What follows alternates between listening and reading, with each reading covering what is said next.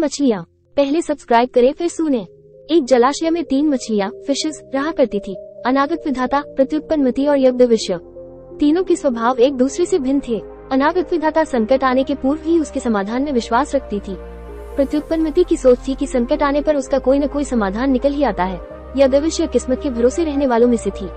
उसका मानना था कि जो किस्मत में लिखा है वो तो होकर ही रहेगा, चाहे कितने ही प्रयत्न क्यों न कर लिए जाएं, उसे टाला नहीं जा सकता। तीनों मछलियाँ जिस जलाशय में रहती थी वो मुख्य नदी से जुड़ा हुआ था, किंतु घनी झाड़ियों से ढका होने के कारण सीधे दिखाई नहीं पड़ता था। यही कारण था कि वो अब तक मछुआरों की दृष्टि से बचा हुआ था।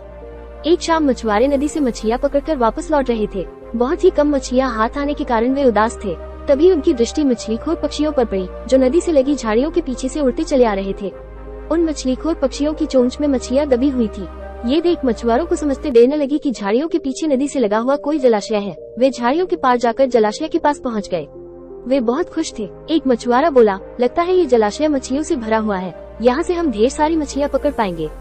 सही कह रहे हो भाई, लेकिन आज तो शाम घिर आई है, कल सुबह सुबह आकर यहाँ पर अपना जाल बिछाते हैं। दूसरे मछुआरे ने कहा। दूसरे दिन आने की योजना बनाकर मछुआरे वहाँ से चले गए। मछुआरों की बातें अनागत विधाता ने सुन ली। वो तुरंत प्रत्युत्पन्नमति और यज्ञदविश्य के पास पहुंची और बोली, कल मछुआरे जाल डालने इस जलाशय में आ रहे हैं। यहाँ रहना अब खतरे से खाली नहीं रह गया है, हमें यथाशीघ्र ये स्थान छोड़ देना चाहिए।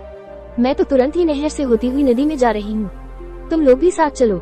अनागत विधाता की बात सुनकर प्रत्युत्पन्नमति बोली, अभी खतरा आया कहाँ है, हो सकता है कि वो आए ही नहीं। जब तक खतरा सामने नहीं आएगा मैं जलाशय छोड़कर कहीं नहीं जाऊंगी।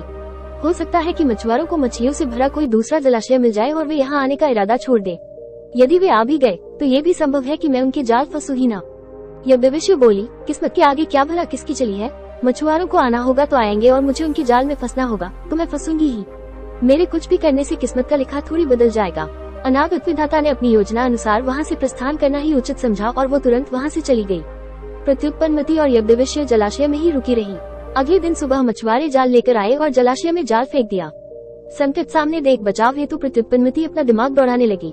उसने इधर उधर देखा, किंतु उसे कोई खोखली जगह नहीं मिले।